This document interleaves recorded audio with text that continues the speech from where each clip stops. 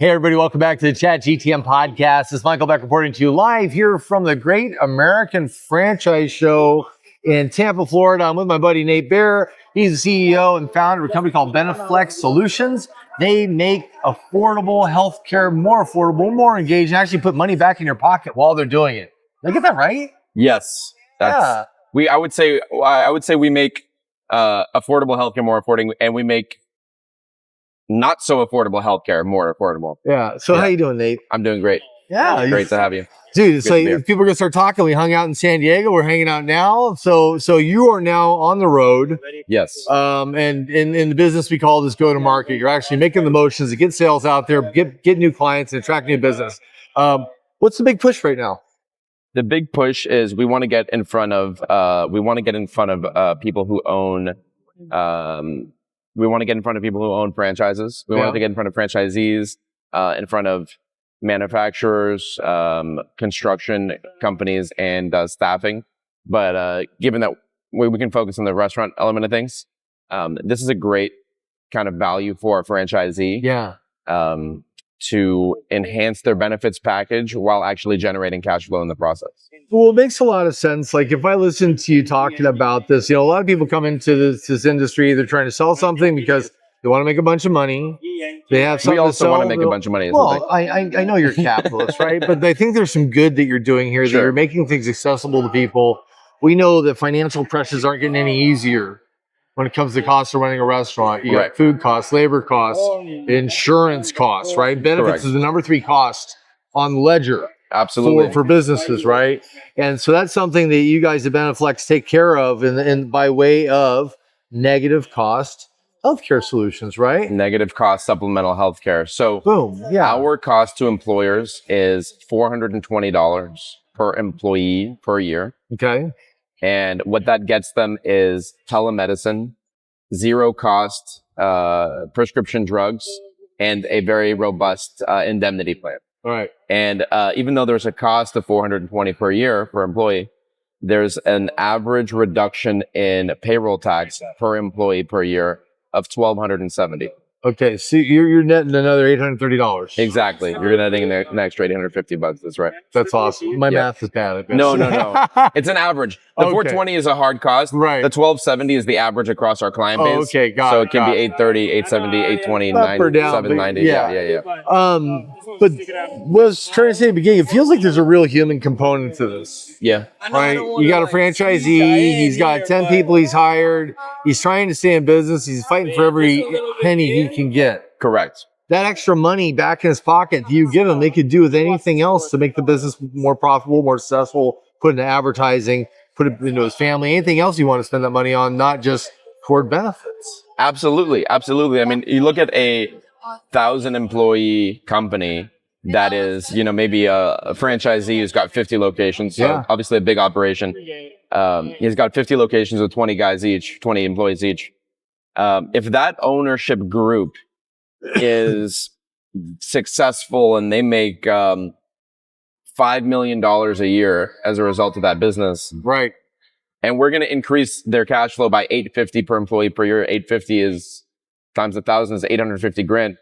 You're going from $4 million to $4.8 million, or if it was $5 million, $5 to $5.8 million. That's a huge jump in profit for something that you should be happy to pay money for.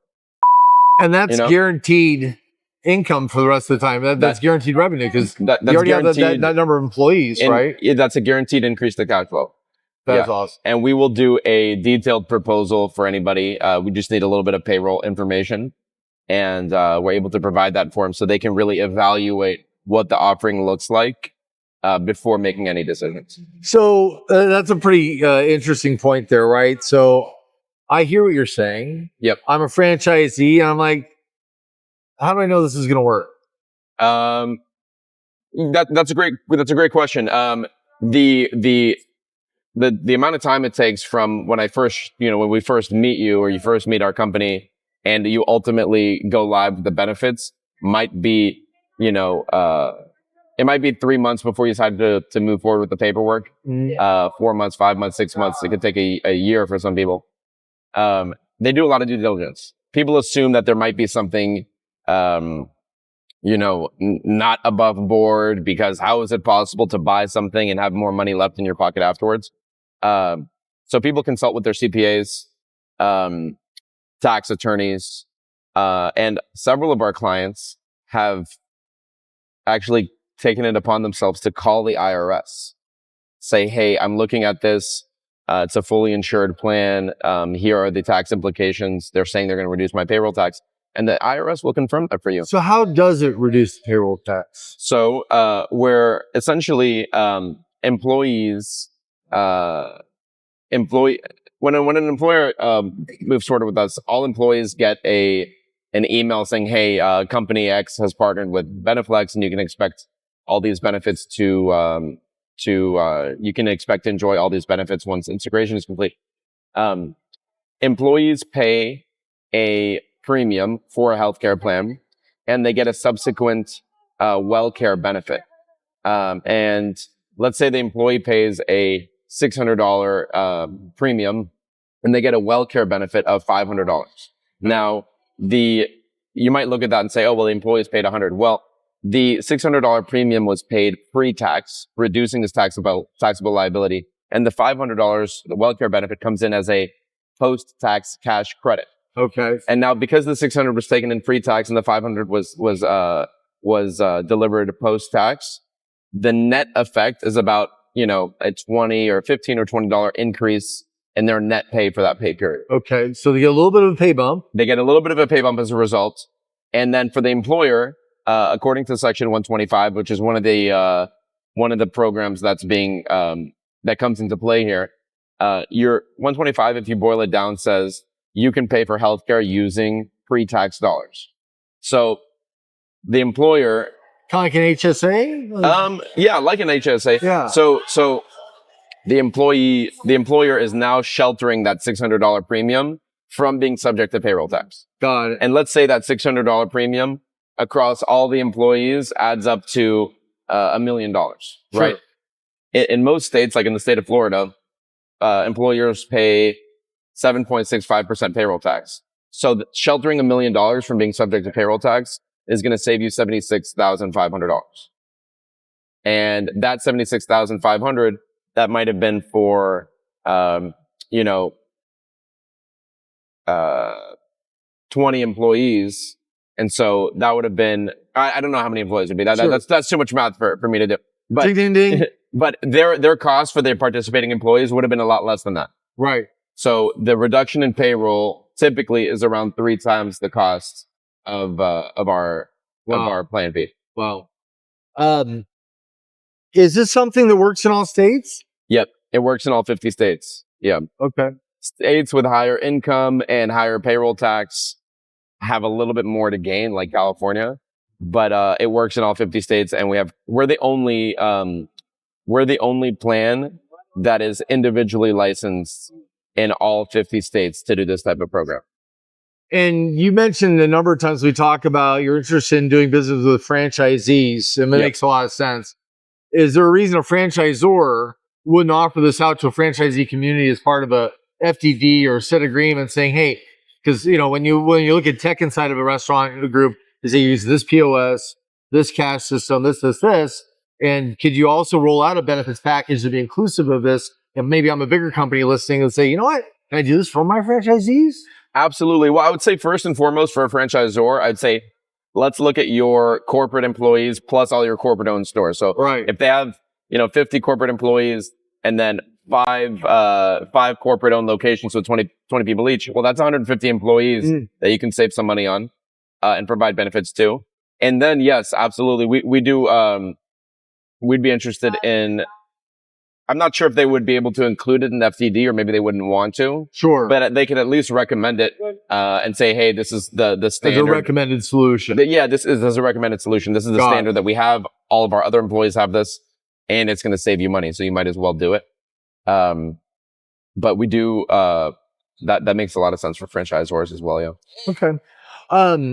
And so why now? Has this been around forever, or is this a new kind of concept, or what made this available now to people? That's a good question. So Section 125 was introduced by the IRS in 1978. So that's been around for a long time.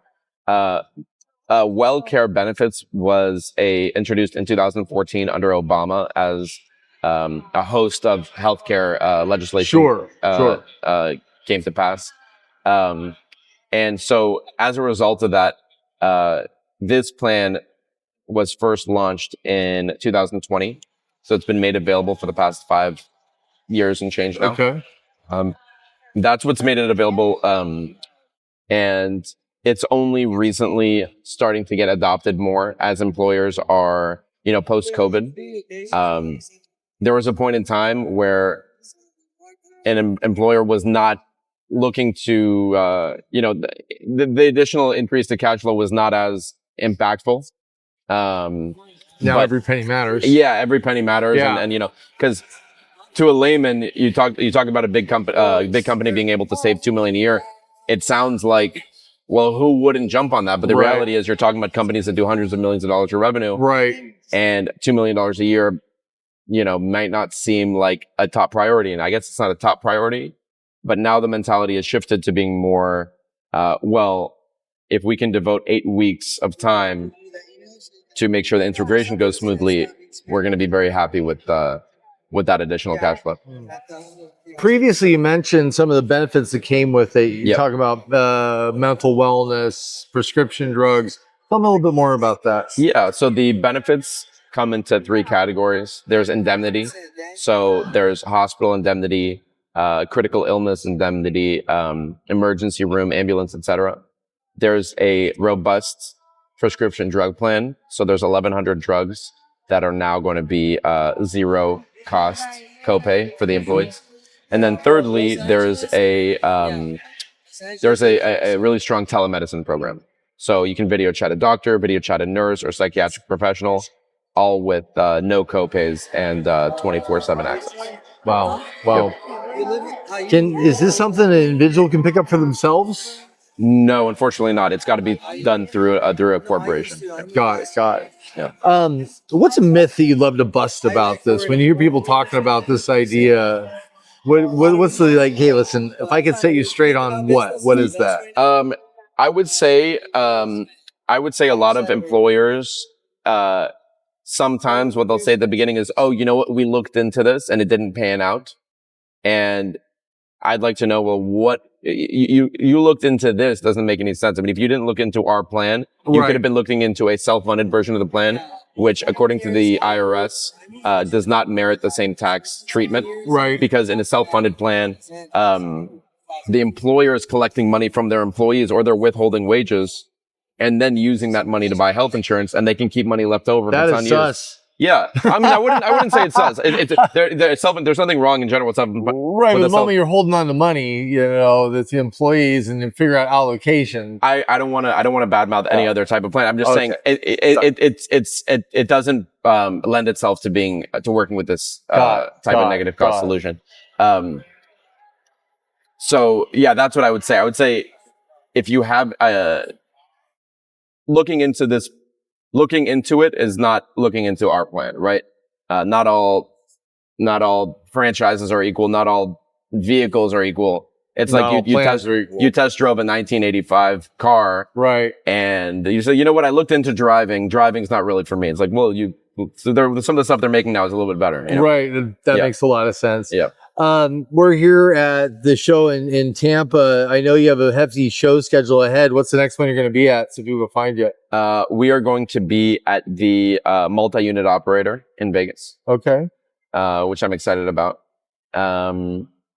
We're probably doing at least 15, 20 shows this year. Yeah, it's a lot. Wow. Yeah.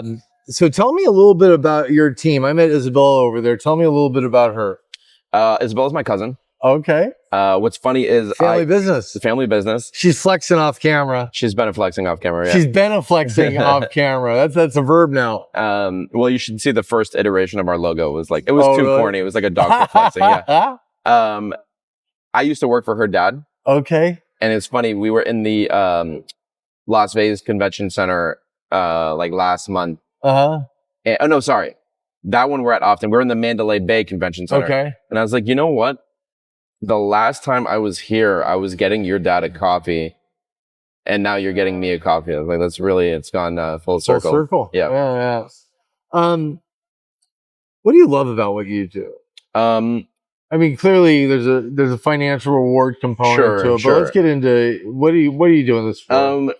What I like about this line of work, in comparison to the previous company that I've had, is I like the traveling. Like, I'd never been to Tampa. I'm here for, I swear, I mean, I'm here for this show, obviously, but Tampa's really cool. It is very cool. I was surprised to see that. So that's a very cool element. I would never have said that in a million years, so I moved here. Yeah. Right. Yeah. I had a great, day yesterday because the show didn't start yet. I get to meet cool new people, but also I know that I'm providing a service that, like, I think it's easy for me to sell the product because you're helping. I know that an organization is going to be better off with the plan in place. I would say those two things: traveling and feeling good. Yeah, I think helping people is a reason to get up in the morning. Absolutely. Yeah. So if you could talk to any brand out there and they're listening, yep. Who do you really want to try? Who would you boldly say, I want to do business with you?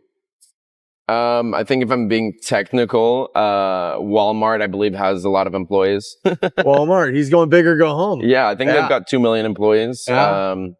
Let's see. Could you actually take care of a Walmart? Yeah, absolutely. Yeah. Absolutely. And Walmart, I mean, the Walmart would save like, I think 1.7 billion a year. So might be worth calling a Walmart. The 1-800 number, I don't know if it's going to get me to, Sam? Yeah, Sam. Yeah. Sam, if you're listening, pick up. Yes. Right. Yeah. There you go. Well, cool. Well, Nate, it's always a pleasure to talk to you. Cool. Thank you for having me visiting you here at the show. It's been an interesting day here checking out. This is my first time at this event. Tampa has its own series of events that happen throughout the year, and our industry has tons of events. But stay tuned for more content here from the Great American Franchise Show in Tampa, Florida, with Beneflex Solutions. And I will hopefully be coming back here with Isabella, the other side of the equation in this booth, and we'll talk to her a little bit about what she loves about being at Beneflex. We'll see you guys in a little bit, and thank you so much for being part of our audience. Thank you.